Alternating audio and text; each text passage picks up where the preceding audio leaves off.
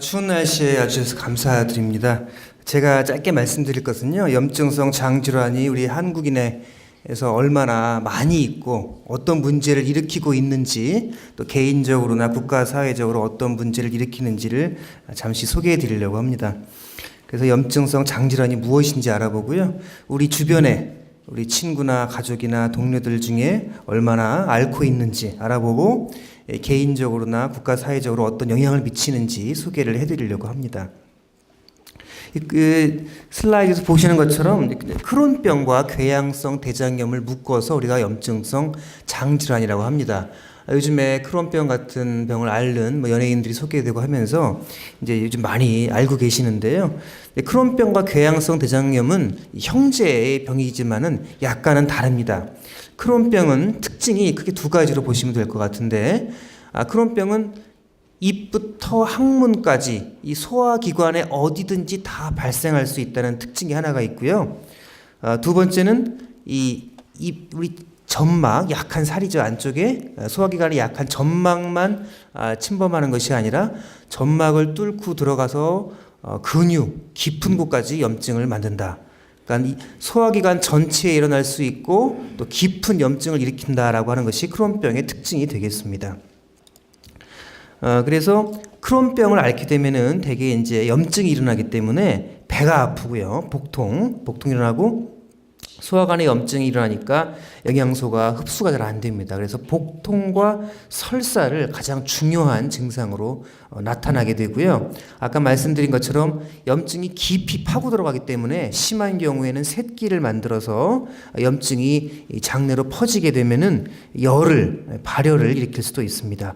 이 복통, 설사, 발열이 큰 세 가지 중요한 증상이 되겠고, 외국인 환자와 달리 한국인의 환자들은 이 항문에, 크론병 환자들이 항문의 치루, 샛길이라고 그러죠. 염증이 심해져서 길을 만드는 이 치루의 빈도가 많게는 한 50%까지 보고가 돼 있어서 이 서양인 환자하고는 다른 임상적인 특징을 보여주고 있습니다.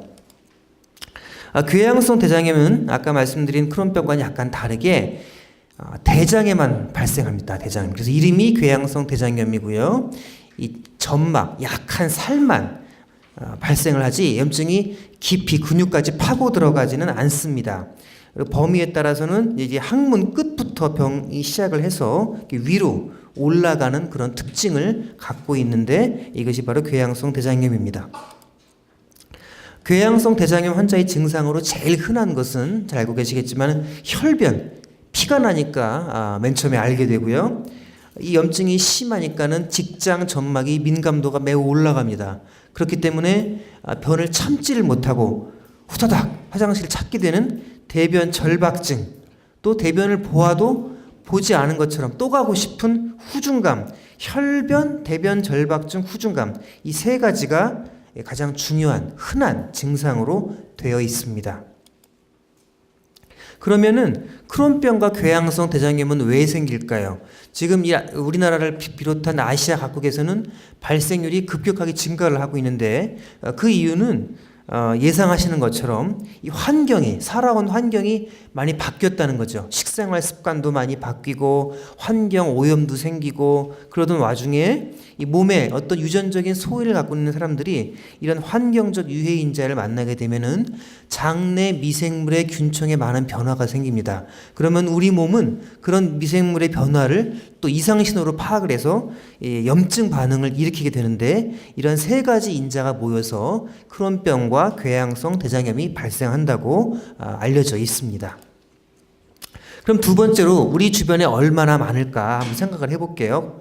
궤양성 대장염은 약 지금 한 33,000여 명 정도가 전국에 분포하고 있다고 하고요. 크론병은 17,000여 명 정도로 추정을 하고 있습니다. 그래서 합치면은 한 5만 명에서 6만 명 정도로 추정을 하고 있는데, 현재 급격히 증가를 하고 있고, 이 크론병이 증가하는 속도가 매우 빨라지고 있어서 지속적으로는 이 서구 수준까지 더 많게 빠르게 증가할 것으로 생각을 하고, 현재는 희귀병으로 되어 있지만 가까운 미래에는 흔한 질환이 될 것으로 예상을 하고 있습니다. 인구 10만 명당 발생률은 1980년대, 90년대 초반에 이렇게 아주 바닥을 이렇게 파란색으로 보이는 아주 발생률이 낮았는데요. 0.34명, 10만 명당 0.05명 이랬는데 2010년대로 들어오게 되면은 10만 명당 한 4.6명, 3.2명으로 큰 폭으로 빠르게 발생률이 증가를 하고 있고, 유병률이라고 하는 것은 우리 주변의 모든 환자들이 얼마나 많은가를 보는 것인데 2005년도에 한 30명 정도 수준에 불과하던 궤양성 대장염은 2014년 5년 만에 한 70명 가까이 2배 이상 유병률이 증가를 하고 있고, 크론병도 마찬가지로 2005년도에 한 11명 정도, 11명 정도로 보고되던 것이 2014년도의 유병률은 무려 36.7명으로 아주 매우 급격히 증가하는 것을 보여주고 있습니다. 그러면은 이 염증성 장질환은 우리 삶에 어떤 영향을 미칠까요? 염증성 장질환은 불행히도 평생을 갖고 가야 되는 질병입니다. 그렇지만 적절한 치료와 관리를 통해서 건강한 삶을 유지할 수 있고, 또 자기가 원하는 모든 삶의 행위를 다 할 수 있다는 데 특징이 있습니다. 그래서 이 병을 적절한 치료와 관리를 통해서 평생 삶의 동반자로 갖고 가야 된다는 그런 특징을 갖고 있는데, 치료가 늦어지는 경우에는 그림에서 보시는 것처럼 지속적으로 진행을 하게 돼서 수술을 하는 것이 특징입니다. 그래서 크론병은 병의 재발이 반복되면은 장관의 손상이 자꾸 누적이 돼서 결국에는 수술에 이르게 되는 것이고요. 염증성 장질환은 보다 다양한 경과를 미치는데, 이 그림에서 보시는 것처럼 아주 심했다가 점차 안정을 찾는 환자들이 반 이상 되지만은 지속적으로 활동적인 경과를 보이는 그런 분들도 계시고, 드문드문 질병이 악화되는 경향을 보이는 분들도 계십니다.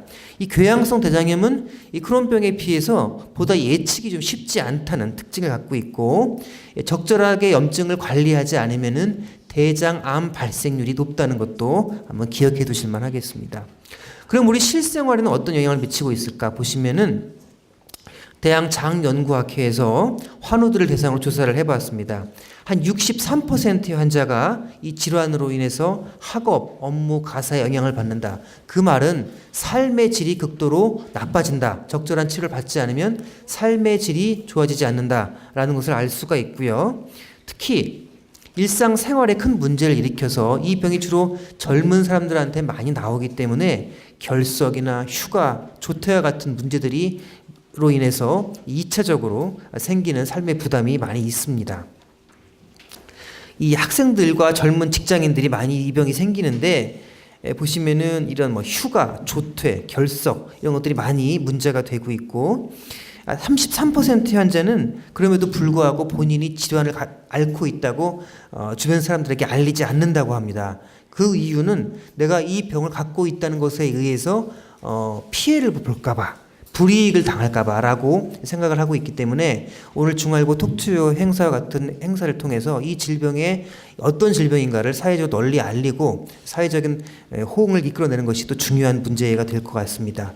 이 국가 사회적으로는 어떤 영향을 미치고 있을까 보시면은요, 저희 센터에서 건강보건공공단 자료를 이용해서 최근에 발표한 논문 결과를 보시게 되면은, 한국인 염증성 장질환 환자의 국내 연간 의료 비용이 불과 5년 사이에 2배 이상 증가했는데, 2010년도에 한 300억이 안 되던 것이 한 5년 만에 600억 가까이로 증가를 하고 있고요.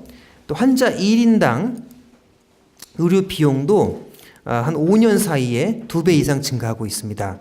특히 크론병은 궤양성 대장염에 비해서 환자 수가 적음에도 불구하고 그 치료비의 폭이나 증가 속도가 매우 빨라서 이러한 국가 사회적인 의료비 부담에도 큰 문제를 일으키고 있는 것을 알 수 있습니다. 다음에 이제 우리 김효정 교수님께서 어떻게 질환을 극복했을 것인가를 말씀을 해주실 거고요. 이러한 질병들을 이런 오늘과 같은 행사를 통해서 질병에 대한 인식을 제고를 하고 정확한 정보를 알게 되면서 정확한 치료로 이어지는 것이 삶의 질을 높일 수 있는 그런 빠른 길이라고 생각을 하면서 강의를 마치고자 합니다. 경청해 주셔서 감사합니다. 네, 감사합니다.